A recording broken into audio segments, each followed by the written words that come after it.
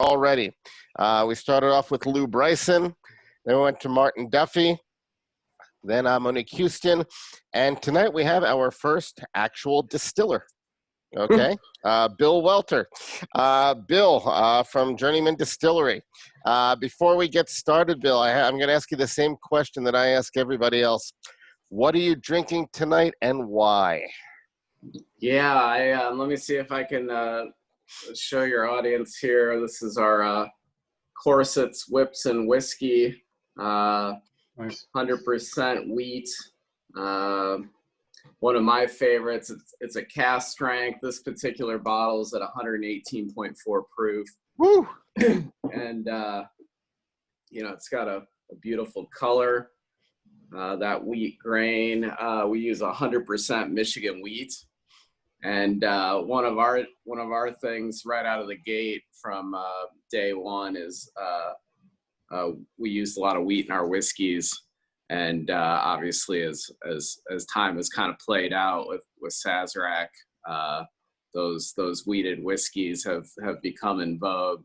Yeah, very popular now. And we're waiting for people to find out more about our wheated whiskeys. If you run out of your favorite at Sazerac, we make some great wheat whiskey. This particular bottle highlights a little bit about everything that we do. So we're actually located in Three Oaks, Michigan, in an old corset and buggy whip factory. And of course, we're now making whiskey there. So hence the name Corset, Whips, and Whiskey.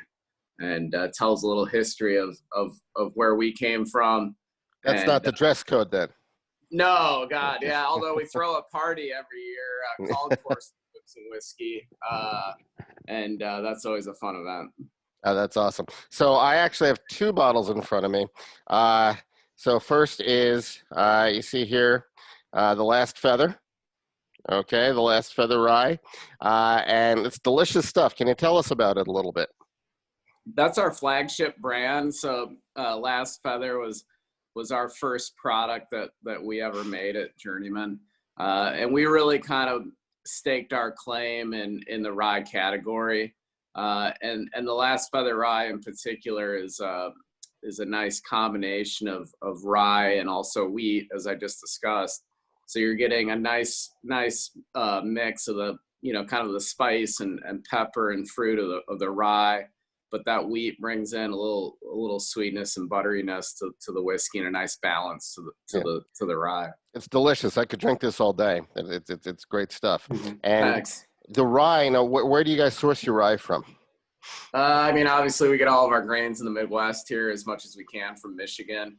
And in particular, a lot of the grains we actually have been growing on site. So we have 50 acres in Three Oaks that we are farming with the assistance of a local Three Oaks organic farm called Grainer.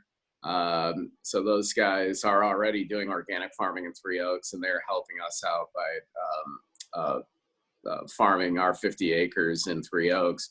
And then my family, we're old German farmers, and we still have land in Putnam County, Indiana, about 50 miles west of Indy. And we've had a farm there in our family since the 40s. Nice. And about 6 years ago, we started, we went through the organic certification process in Putnam County there. And we started growing organic grains there about 5 years ago. Nice. Very nice. So what other grains that are being used by Journeyman are being grown by you? So you talked about the wheat. We talked about the rye. This year in Three Oaks, we're growing white corn. That's what we use for bourbon. For the bourbon. And then on the farm in Putnam County, we're growing wheat. And every year it's kind of a rotation, and depending on farmers' input, and those guys help us out a lot and kind of give us some direction on where we need to go from year to year. And we tried some malted barley in the first round in Indiana, and frankly, it didn't make it. Really interesting. Yeah, it was just temperatures were too warm. we pretty much lost that first year of So yield. when you use barley, where do you bring it in from? Well, we're bringing some in from Baird's, and also from Breese in Wisconsin as well. And actually, and unfortunately, they ended up having to close their doors. But there was a Michigan malt house that we had bought a fair amount of malted barley from those guys as well. Got it. So what I also have here, and actually, Eric, why don't you show him what you have right now? Hold it up a little higher. There, Silver Cross. Yeah. So tell us about that one, Bill. So I spent, I got into whiskey. I spent 2 years living in St. Andrews in Scotland. So I grew up playing golf as a kid and actually just kept on playing. Really played 4 years for a Division I golf program, and then like a lot of young people, I said, I don't think I want to get a real job yet. So I applied for a work visa, frankly, not even thinking that I was going to get it. It was just kind of a hope and a prayer. Lo and behold, the work visa came through the mail, and I had it, and I had to make a decision if I was going to go to Scotland. So I did. I didn't know anyone there. Spent 18 months living in St. Andrews. Found a job waiting tables at a restaurant. And Nice. and played. I was kind of a golf bum. I was playing as much golf as I could during the day and waiting tables at night. Sounds like Caddyshack. Yeah, right. So I became good friends with one of the bartenders, who was a young guy from Tasmania named Greg Ramsey. And Greg and I both left Scotland in 2001. He went back to Tasmania and he opened a small distillery there. And that was in 2006 when he did that. And then 4 years later, I actually went down to Tasmania, spent 2 months there working at his distillery and several others on the island. And then came back and we got Journeyman started in 2010. So Nice. The silver, circling back to Silver Cross, it's our 4-grain whiskey, equal parts rye, wheat, corn, and malted barley. And then the name Silver Cross was a medal that was given in the early days of the British Open golf tournament, and kind of a tribute to my time in Scotland and just a little bit of history there. Oh, very nice. So I actually have another bottle in front of me too that would be familiar to you. This is one of the Four Kings collaborations. Yes. So what's interesting here is that I have the 2017 Four Kings collaboration, and Michael Applebaum has the 2018 Four Kings collaborations. So, I know Paul Letko from Few. Okay, Paul's a great guy, right? Very opinionated, as I'm sure you know. It's amazing the different distilleries that are involved in this and sort of powerhouses with a lot of their mad scientists involved. How did this come about? Honestly, and I love it, by the way. It's great. Yeah, thanks. I mean, it's been a thrill for me to be a part of it, and it got started. Really, Ryan Burchett at Mississippi River Distilling got that started, and I think it was an amazing idea. He reached out to us, obviously Paul at Few, and then the guys at Corsair who make great stuff, and said, "Would you want to do this?" And I said, "Yeah, it sounds amazing." And honestly, I think it's a real testament to how 4 craft distillers can work together in a way that maybe some of the big guys couldn't do or wouldn't do. And I mean, I'm unaware of a collaboration like this in the whiskey world. Maybe it's happened before, but really, I think it's kind of the first of its kind. So I think in some ways we were groundbreaking and part of something truly unique. So I mean, I'm proud to be a part of it, and I know the guys from the other 3 distilleries really think it's a special thing. So you'll be continuing it? Yeah, we're gonna keep it going. I mean, I think just from we do, it's a small amount every year, and it's something that I think it sells out every year. And why not just from a creative standpoint keep doing it? And then I think from a historical perspective, when people look back on this period, I think, it's something that I think people look back and go, wow, that was really, something special in the whiskey world. So how do you decide what whiskey your distillery contributes to the Four Kings each year? It's really just kind of almost like pulling a name out of a hat. So every year we kind of have a powwow and throw ideas around and kind of just throw it back and forth between the guys and then inevitably, we really feel like either our rye or wheat are some of our best products. So usually we've thrown in one or the other. And then, Corsair has some really distinct stuff. Like you said, Paul's making great stuff, and Ryan, they're doing awesome stuff as well. So we feel like we kind of can't go wrong. So the four of us working together and like I said, kind of a unique thing. Oh, that's wonderful. So all of you guys are blending that as well? Yeah, so basically what's happened in the past is we'll ship our barrels off to Ryan. He's really the main coordinator and kind of the hub for all of it.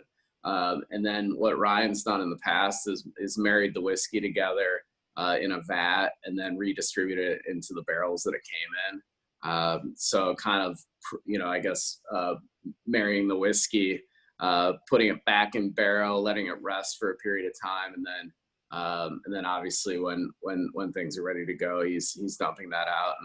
And every year we're invited to come to LeClaire, Iowa, and spend time with Ryan and his crew and try and get everyone together to do some bottling. Nice. And then drinking some whiskey, of course. Of course. So when you're in Chicago, what favorite bar do you like to go to drink your whiskey?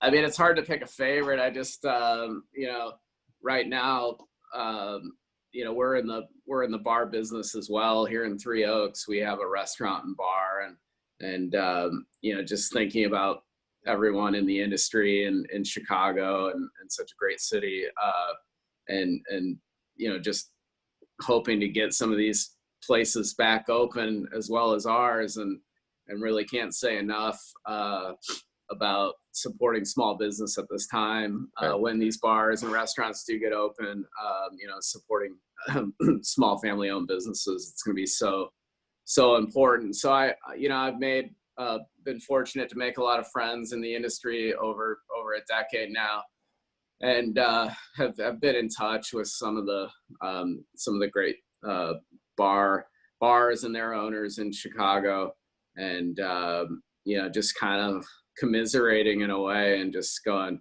what happened, and right. how do we get out of it? And it's a train wreck how quickly it happened. Yeah, I mean, it's just nauseating in a way. You wake up in the morning, just go like, everything was going well. Right. My wife and I spent 10 years getting the business up and going, and we thought we were done with the startup phase, and now we're kind of like, pulling up our bootstraps and going, okay, we could do this again. Right. When we were really kind of, in some ways, it was more, kind of a mentality of, well, we're finally getting to the point where we can hire some good people to help us run some of this stuff, maybe spend more time with our family and do things that, after 10 years of really, working hard at this. And now, I mean, there's definitely been some tears shed over the fact that, it was a major setback, and we're going to have to, really dig back in and pull this thing out. How's the Journeyman team been handling it? How's your staff been handling it? I mean, we laid off 110 people March 15th, 16th. So, I mean, we've been, really keeping in touch with our team. We did 3 different fundraisers and raised actually $28,000 for our staff that was laid off. And then our GM, Mike Brown, has done a really great job. He has been doing some family meals for our laid off staff during this period, and just trying to stay connected. But, we talk about being a family, and then, it's kind of a chance to, show our staff that we are. And right. I feel like, we're inching closer to having a chance to get up and running again. And so, kind of fingers crossed that people are healthy and happy, and that we can get back to doing business again. Yeah, it's funny what you mentioned about the small business and supporting small business. I told my wife that once we're all open and up and running again, I don't want to step foot in Target again for God knows how long. It's like, as far as I'm concerned, if I can buy it at a small local store, that's where I'm getting it, because the advantages that the big companies have, over the small in this case, it doesn't seem right to me, but that's not what we're here to talk about. No, I mean, it's part of reality right now, but yeah, I think you're exactly right, Gil, and a chance to go out and help out the small business, which makes up such a big part of American business. So I do have a question for you about building a team. Okay, so back in the fall, there was a few tasting going on at Delilah's. Yeah. Okay, and Paul was there, and he brought his team there. And they're a bunch of great guys. We're just sitting there drinking, and I was talking to them about what it's like, to all work together. And Paul, for the most part, from what I heard, just lets them go and be creative and have fun. Yeah. And it seems like he built a good team to do that. Can you tell us what it was like for you? You weren't a distiller. You didn't have a background in that. What was it like to build a team? How did you do that? When we started the company, it was my wife and I did all the distilling. I actually hired a guy that was a electrician on the remodel of the building, a young guy about my age, actually a couple of years younger than me. And I said, Doug was his name, and he's still with us, actually, our first hire.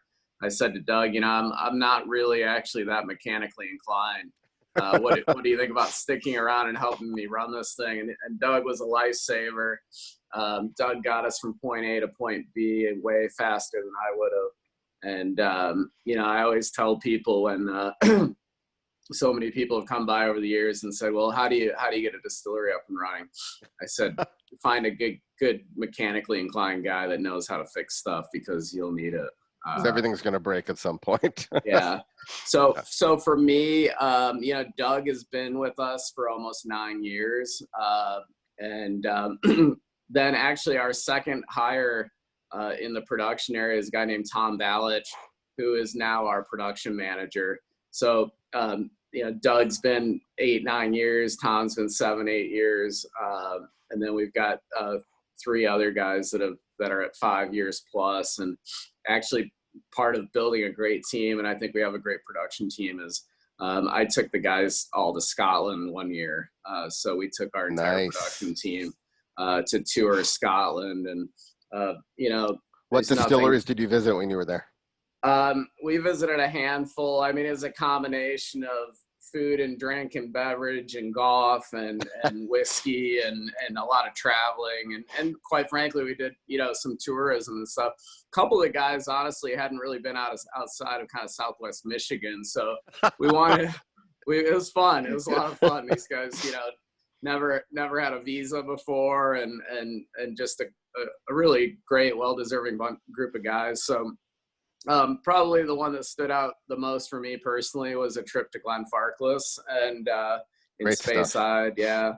And just world-class whiskey and world-class hospitality. George Grant is the youngest of the 6th generation of running Glenfarclas.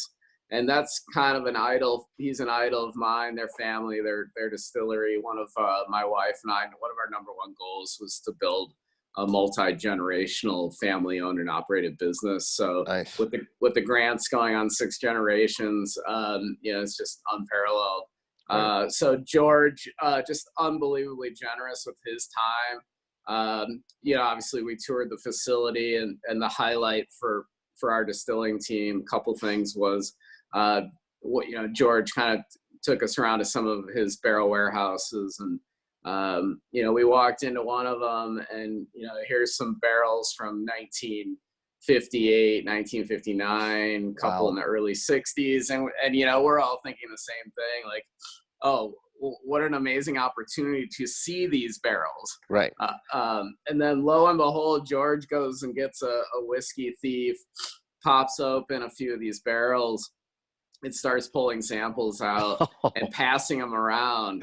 And I'm just like, all of our minds were blown that we're sitting here drinking whiskey that went into barrel, 25 years before we were born.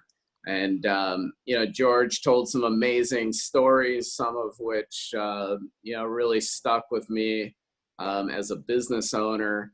But obviously an opportunity to share that whiskey with George and hear some of those stories was really amazing. Oh, that's awesome. So I have one more question for you before I'm going to open it up to questions for the people here. I actually went to the Chicago Rabbinical Council list of whiskeys, and a lot of yours show up on there. So I understand that organic is important to you, and you decided early on to do the kosher thing with it. Can you talk a little bit about what those certifications have meant to you and your company?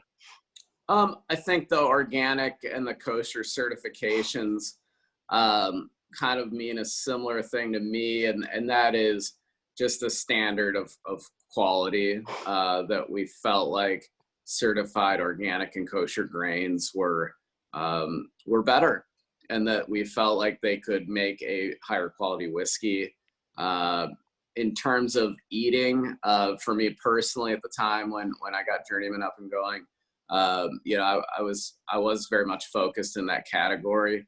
I will say that over the last decade, my eating habits have declined, and some of it I think is just a matter of availability, time. It's just, in some ways, just need to slow down. But I think the organic and kosher certifications really, like I said, it's just like, well, let's if we're going to do this the best way, let's try and use the best products. And typically when we've been dealing with organic and kosher grains, we're buying this stuff from it's virtually all family owned, certified organic and kosher farms. Nice. And at the end of the day, it's kind of like what you referenced earlier. If I can buy my grain to make whiskey from a family down the road, literally, versus a Target like company, then I'd love to just write those checks every day to the family farm. Yeah, I'm with you. I hear you. And by the way, a few of the people in here compete with me. We compete at kosher barbecue competitions, and oh, wow.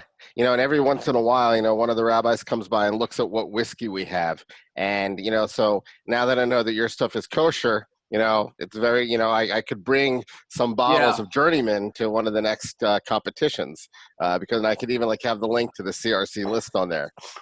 Just I should turn the question on you. Why do you do kosher barbecue versus just regular?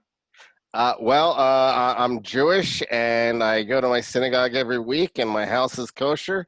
And I have never cooked pork in my life. I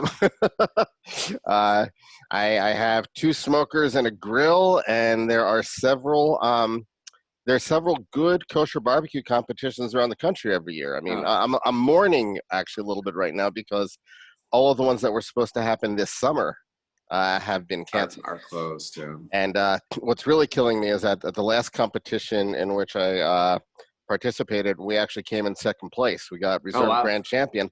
And then all of a sudden, everything's taken away from us. We can't even defend our title this year. Well, congratulations. I'll just crown you a victory again. And I'll take that. So what I'm going to do now is I'm going to open it up here. Eric, we're going to turn it over to you to moderate questions, and I'm going to be quiet for a little bit while we unmute people and you take it over.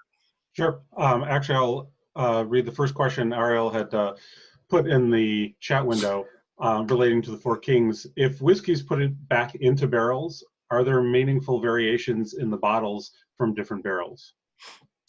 I think putting the whiskey back into barrel, but ultimately it's all coming back out of barrel into a blending vat. So we're not doing like a single barrel bottling.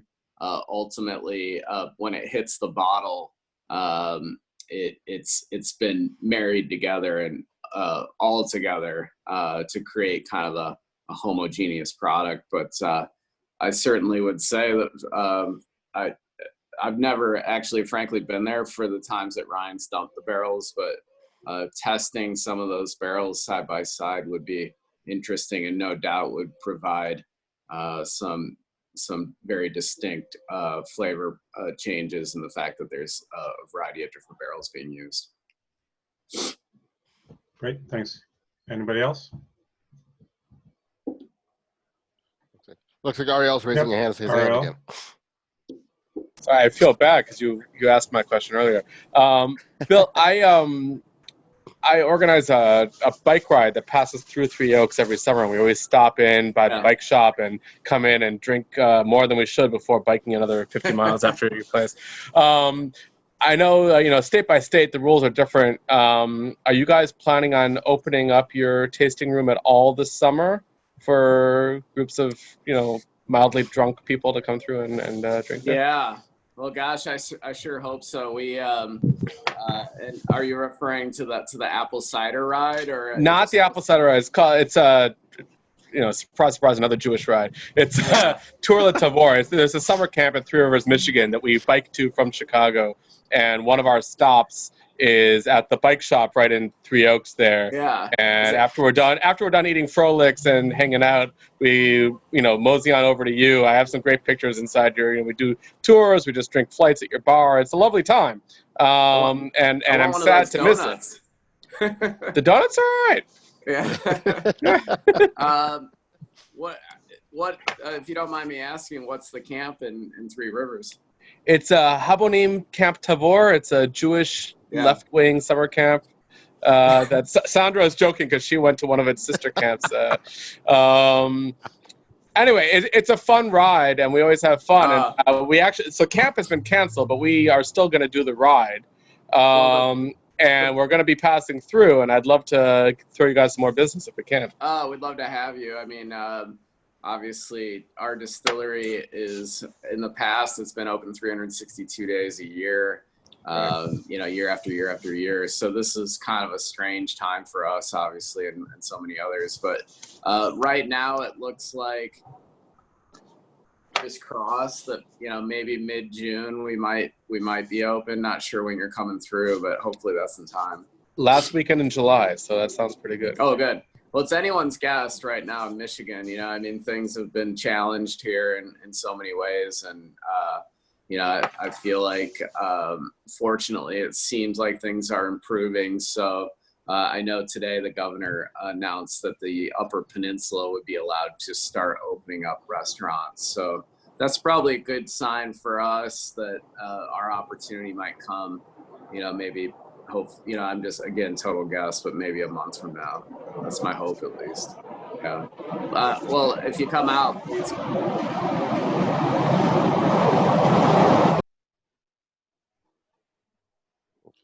all right.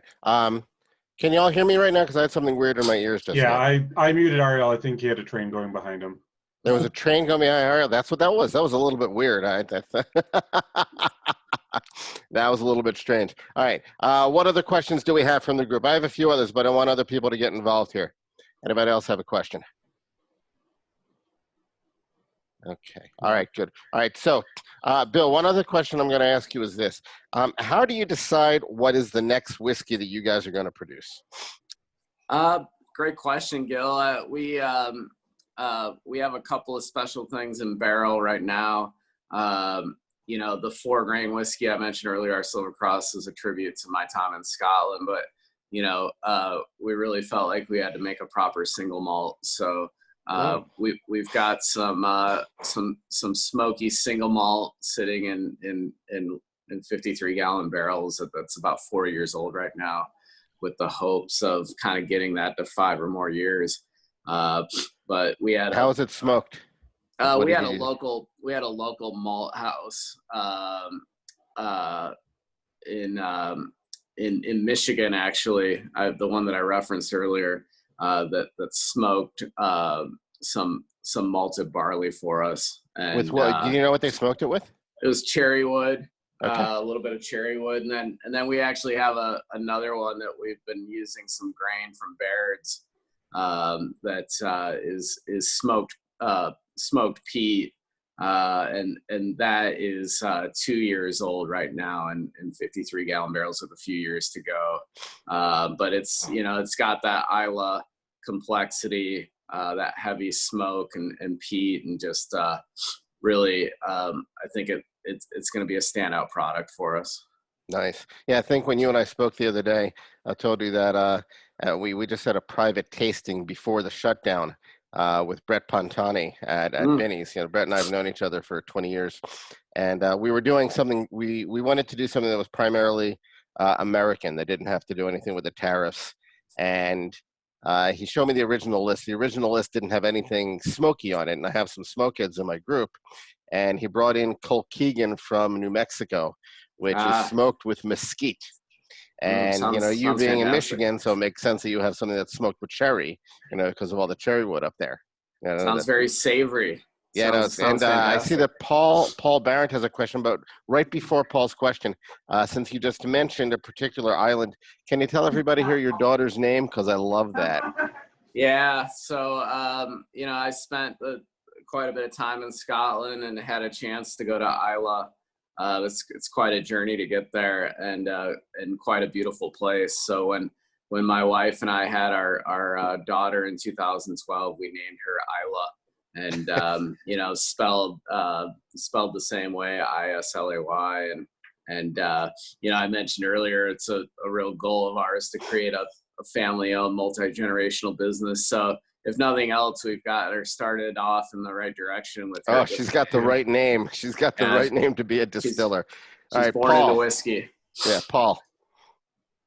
Well, that name is much better than, say, Lafroig or Brookladdy. So congratulations on that. On that same topic, do you know if the peat is from a more coastal region or an inland region in terms of its the different qualities of the different peats? Well, naturally, it's from Scotland. The peat is from Isla. So, I mean, we kind of felt not only are Isla whiskeys some of my favorite whiskeys in the world, not just in Scotland, and obviously hence the name of our daughter. But I love the heavy smoke. Over the years, a lot of people have asked me, how to get into whiskey, and oddly enough for me, when I was in Scotland, I got right into Isla whiskeys and loved them right away. So a lot of people say, start with Speyside and kind of work up, but for me, I guess it worked on the other way, kind of from the top down, and started with Isla and that heavy smoke and peat, and just kind of fell in love with it right away. Because doesn't Westland use peat from Portland, like from Oregon? I think that Westland sometimes because Westland in Seattle, I think that when in their peated one, I think that they're using local peat, if I remember correctly. Westland, never heard of it. Nice. So Bill, when do you think those new products will be available? We're trying to hit 5 years on both of those. With coronavirus here, it looks like we're going to have a little bit more inventory than we thought we would have. So we might push those a little bit further down the road. But I mean, a lot of times I feel like we have way too many products. So for us, that kind of got started in Michigan with our restaurant and bar, where in Michigan in Michigan was kind of ahead of the curve a little bit, in that you could have a bar and you could have a restaurant, you could serve cocktails there. But the catch was that you couldn't be buying anything. You could just sell what it was that you've made. So there was always a big emphasis for us to want to have an active bar. So we created enough products to basically create a full bar. So in some ways we're trying to narrow our focus a little bit, but in other ways our creative side wants to continue to just create and make new products. Interesting. Right. We're actually going to be interviewing in a few weeks the Blom brothers. Yeah, good And it sounds like guys. a similar thing, where you have, the brew pub there, and people can come in and take a tour and drink and stuff like that, and get flights and stuff. Yeah. Good guys. One question I have for you is this: so you're about, you're located about an hour and a half, 45 minutes from Chicago? Actually, we're 70 miles from downtown. I mean, obviously, it's hit or miss with the traffic, but I've made it. I've made it an hour and 15 minutes, but obviously, if you hit it at the wrong time of the day, it's much longer. Yeah. Well, one of the reasons I asked that is because, as you know, we're all starved for social interaction, and one thing I'm planning to do once more places start to open up is organize tours of different Midwest distilleries. Get do a road trip. Come out for a weekend. Go to Galena, go to a few other places. Well, what's a tour like at Journeyman Distillery? I think our tours are some of the very best in the country, and I'm constantly saying what a great tour team we have. The guys are extremely knowledgeable about what we're doing, and just really proud of being a part of the Journeyman team. So it's a great experience. Virtually every time. We have a 40,000 square foot facility here. The tour is very hands-on. In other words, you're walking through the entire facility. You're getting to see the production process, and you're actually getting your hands on some spirit coming off the still. And then you get to hear about the history of the corset and buggy whip factory. And then obviously at the end, you get to try a significant number of products. It's 15 right now. Nice. And it's very economical. I think the tour is like $12 right now. And it's just, it's a full hour. It's a good full hour, and it's worth every minute. And Nice. like I said, we've got some great guys that just love it. Awesome. Well, I'll be in touch definitely about setting something up after all this stuff is said and done. I do have one last question for you here. I know you have a relationship with Koval, right? Robert Berkner. You did some work with Robert early on. And I know that one of your whiskeys is called Ravenswood. From the neighborhood. So we're all local here to Ravenswood. It's very close to us. Can you tell us a little bit about your relationship with the people at Koval, with Robert and Sonnet? Absolutely. So in January of 2010, I went to Tasmania and spent 2 months there, bouncing around distilleries on the island, in particular, spending quite a bit of time at my buddy's place. But, came back, and in a lot of ways I felt like I learned enough to be dangerous, but felt like I needed more time as well.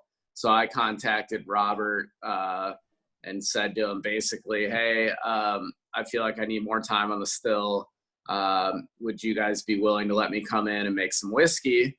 And Robert, was very accommodating, and Sonnet and Mark, who's still there.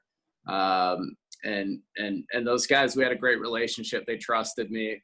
I obviously trusted them.